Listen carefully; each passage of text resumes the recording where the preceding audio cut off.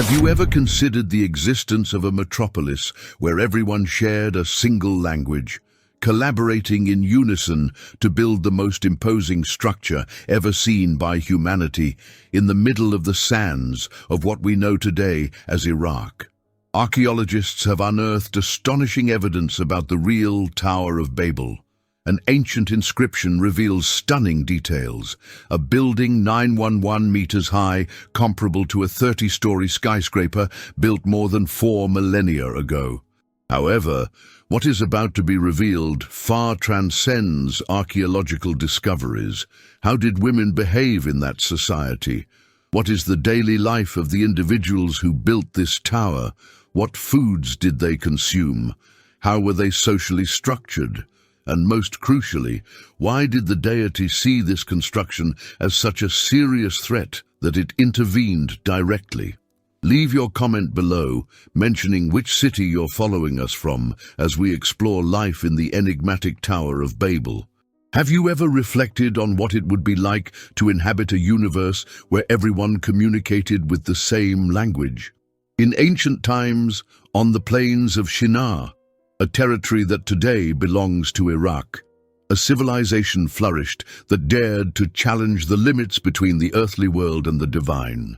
The Bible in Genesis 11:1 narrates that the whole earth had one tongue and one language, taking us to a unique moment in the history of humanity when Noah's descendants came together with an audacious intention capable of redefining the destiny of humanity. Visualize a vast plain where a multitude worked in unison, not only to build a city, but to raise a tower that would defy the firmament itself. Archaeological discoveries indicate that the buildings of ancient Babylon were true engineering marvels. The master builders of the time perfected sophisticated methods, using baked bricks and bitumen as a binder, materials that still defy the understanding of scholars today. In Genesis 11:4, we find the underlying motivation for such a monumental undertaking. Let us build a city with a tower that reaches to the heavens, so that we may make our name famous and not be scattered throughout the world. This construction was not merely an architectural feat, but an affirmation of autonomy before the Creator.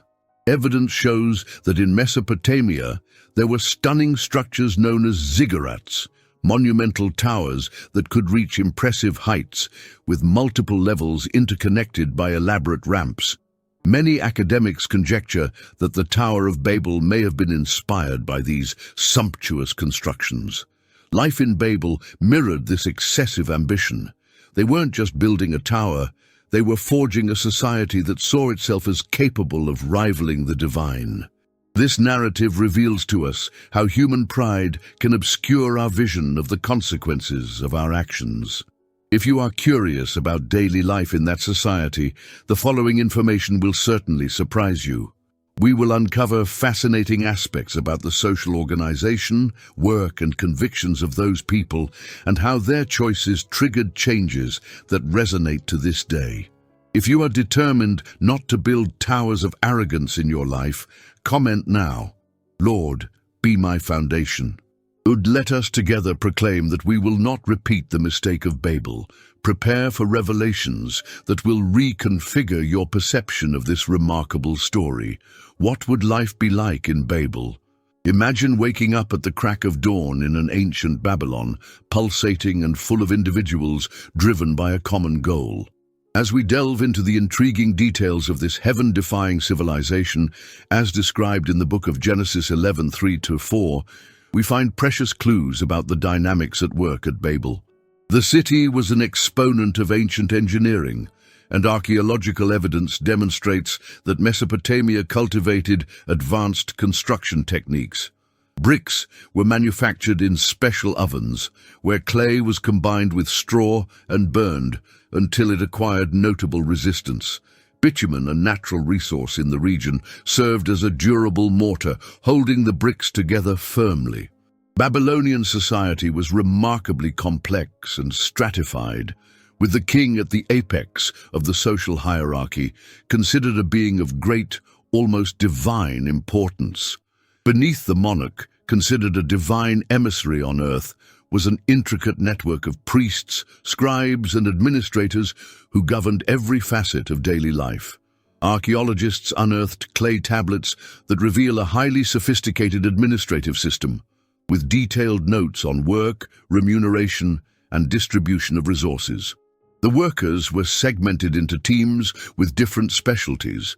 There were potters dedicated to making bricks, porters responsible for transporting materials, bricklayers who built the walls, and artisans who created exquisite ornaments. Each individual performed a specific function, like parts of an immense mechanism. Religious life in Babel was intense and layered. The Babylonians worshipped a pantheon of gods, each linked to different aspects of existence. Marduk, the main one, was considered the guardian of the city. Ziggurats, these impressive pyramid-shaped towers, not only served as architectural structures, but were temples that symbolized the connection between the heavenly and earthly worlds. The day began early in Babel, its narrow streets filling with activity, traders displaying wares in the markets, priests performing ceremonies in the temples, and scribes recording transactions on clay tablets. The residences, built with the same bricks as the famous tower, were organized in densely populated urban areas. Building the tower required breathtaking logistics. Thousands of workers worked shifts, ascending and descending steep ramps with heavy loads. The continued rise of the tower required increasingly elaborate engineering techniques. Archaeological discoveries suggest that the Babylonians had developed systems of pulleys and levers to lift heavy materials. Furthermore, evidence of an advanced educational system was found, with young scribes being trained in specialized institutions to master complex cuneiform writing. This made it possible to record detailed laws, commercial transactions, and sacred texts. The inhabitants' diet was based on grains such as barley and wheat, cultivated in the fertile surrounding plains. Irrigation canals, remarkable works of engineering, ensured water for both plantations and the population. Trade prospered, with merchants bringing exotic items from faraway lands. However, behind all this organization and advancement was a deeper reality. Babylonian society, in its quest for power and renown, was moving away from divine purpose. The tower, more than a tribute to human skill, was a symbol of pride and defiance.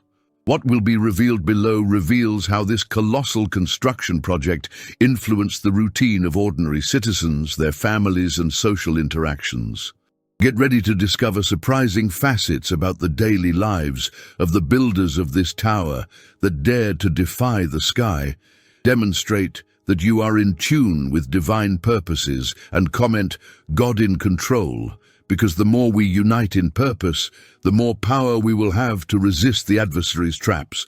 As for the construction of the tower, the sun had barely risen above the horizon, and the clamor of thousands of workers could already be heard. The air was filled with the odor of burning clay and bitumen as a monumental structure rose into the sky.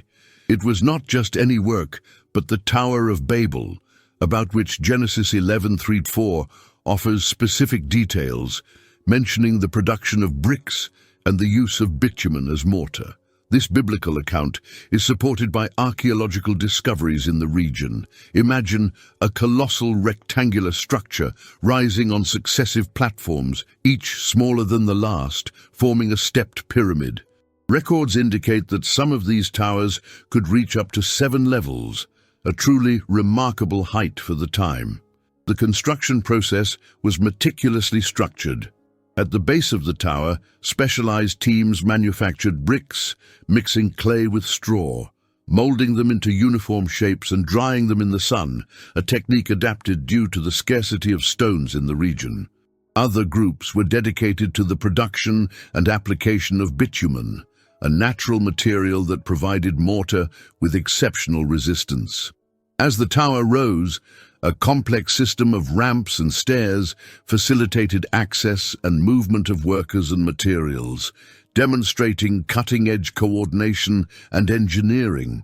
The transportation of materials was a chain operation, where workers formed long lines, passing bricks from hand to hand, creating a human chain that extended to the top of the construction.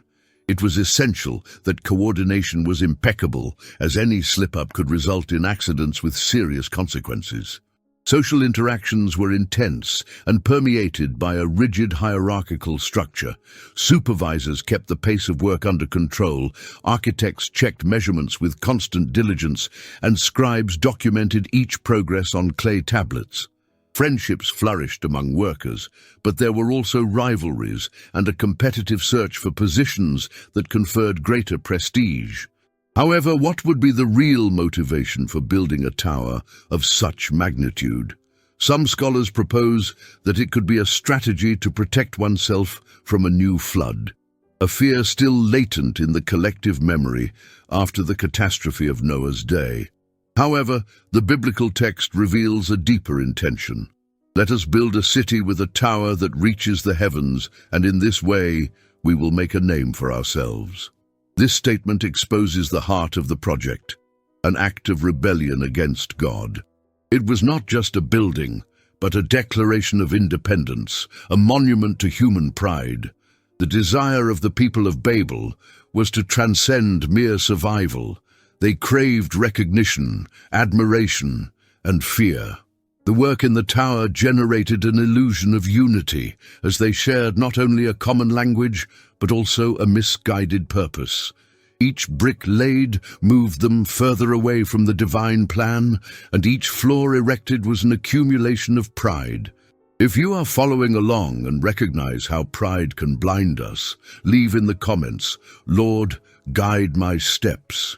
What will be revealed next explores a little-known angle of this story, the role of women in Babel society. While men worked to build the Tower of Babel, an essential part of this narrative remained in the shadows: women.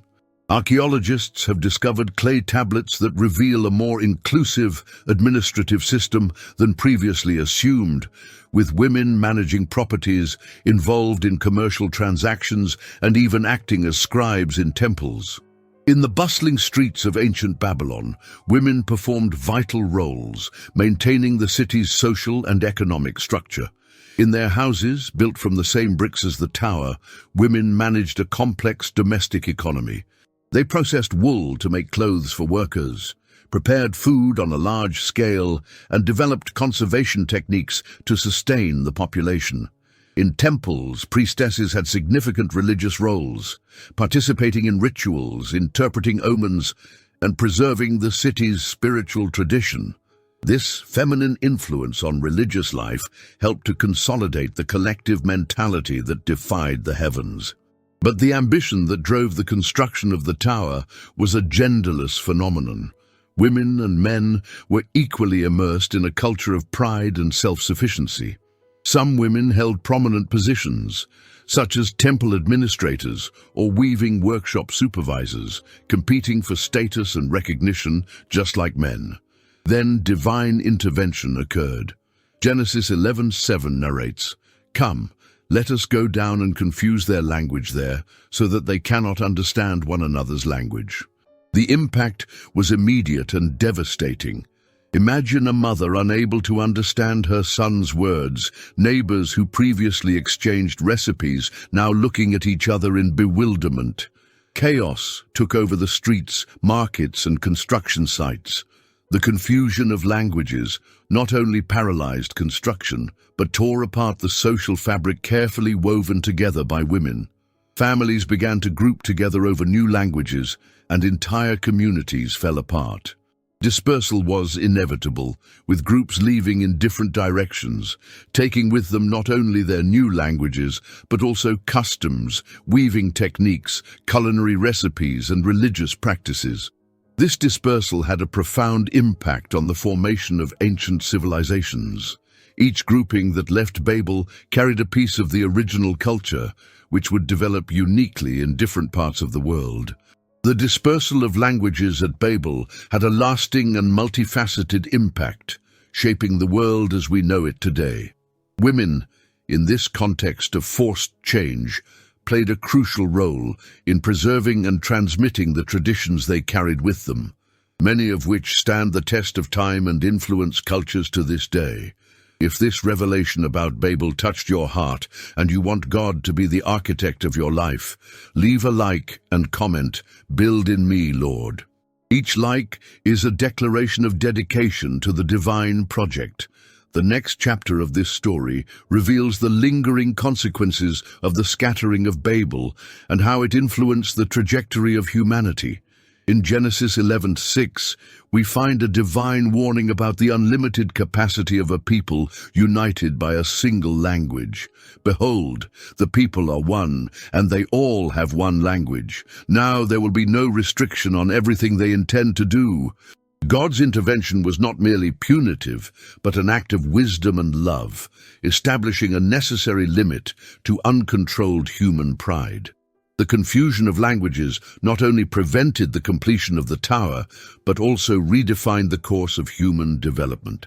Linguistic diversification forced humanity to spread, fulfilling the original command given to Noah in Genesis 9:1. "Be fruitful and multiply, and fill the earth." Each group, when moving away, took with it portions of the original knowledge, which would develop differently in new territories. Babel's eternal legacy is evident. The city continued to prosper and became one of the greatest cultural centers of antiquity. Archaeological excavations expose a civilization of remarkable sophistication. One significant discovery was a cuneiform tablet translated by Professor Leandro Jorge of the University of London, which depicts a monumental 7-story tower, 91 meters high, strikingly aligning with the biblical account and other ancient records. Babylonian influence radiated beyond its borders, inspiring the architecture of civilizations such as the Assyrians and Persians, and influencing the writing and mathematical systems of other cultures. The concept of a city with urban planning and centralized administration is one of the legacies that Babylon left to the world. Today, the story of the Tower of Babel resonates in our age of gravity-defying skyscrapers, technologies that seek immortality, and corporate empires that concentrate power. The search for recognition and fame is still a driving force in contemporary society. Yet archaeological discoveries continue to illuminate the contours of this ancient story, each excavation and each deciphered tablet adding new nuances to our understanding. However, more than historical facts, Babel offers us a timeless lesson about the dangers of human pride and the importance of humility. The diversity that originated at Babel was not a curse, but a divine gift. Each language, each culture, represents a unique facet of the human experience, and this multiplicity of voices and perspectives enriches our understanding of the world and each other. If you understand the true meaning of this story, share in the comments. True greatness is in Jesus. For those looking to delve deeper into the Master's teachings and understand how they can transform our lives today, the next video is an opportunity to deepen. However, more than historical facts, Babel offers us a timeless lesson about the dangers of human pride and the importance of humility.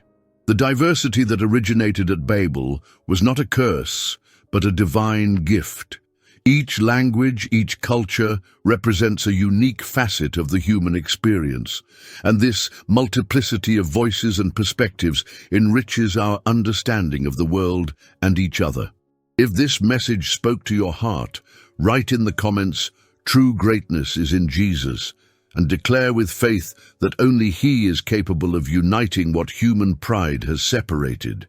And if this video touched you in any way, leave a like, share it with someone who needs to hear this truth, and subscribe to the channel to continue receiving messages that strengthen your faith.